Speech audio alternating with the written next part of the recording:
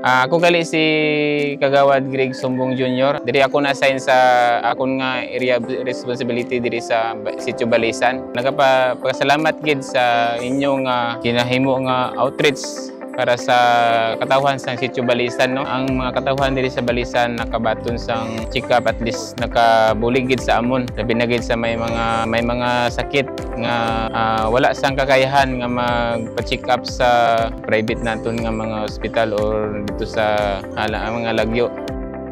In line with our battalion's mission na ngayon is nasa stability operations na kami, sa amin mahalaga yung mag-conduct ng outreach program, lalong-lalo dito sa former conflict-affected areas para ma-sustain at ma-maintain yung pagka-insurgency free, lalong-lalo dito sa Columbio. As a public servant, what we aim to do is to provide the service that the community deserves. This is what motivates us to be here. Ang hirap ng daanan, ang daming challenges, but we choose to be here to serve the unserved and because they deserve. Ang DSWD is isa sa mandated agency na kung i-ensure sa departamento ang social protection programs and services.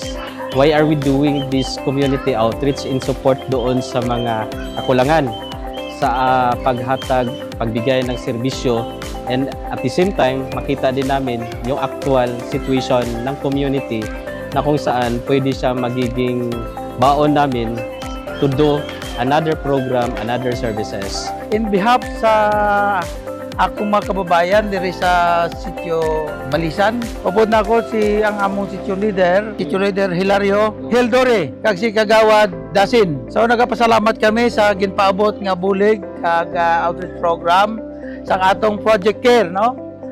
Ini siya composite team ni siya sa naglain-lain nga mga volunteers, mga Good Samaritans, lain-lain nga grupo nga nagbuylog para makapatigayon sa outreach program diri sa among barangay. Kay kami mapasalamaton nga ang napili isa ka barangay diri nga pinakalayo, no, nga barangay diri sa Manwa sa Columbio. So in behalf sang among mga kababayan si Manwa sa Columbio, pasalamaton ako kay Doc Che Imbay nga gindala diri ang grupo para kami makahatag extended nga serbisyo, no, hindi lamang sa medical kundi sa lain-lain nga panginahanglanon.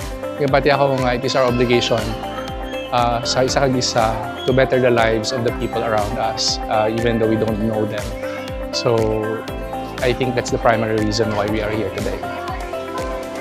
Sa tanan nga nag-volunteer, madamod nga salamat sa inyo tanan-tanan kay ginkantuan nyo gid ang amon nga sitio baskin pinakalayo man, at least nakabulig kamo sa amon.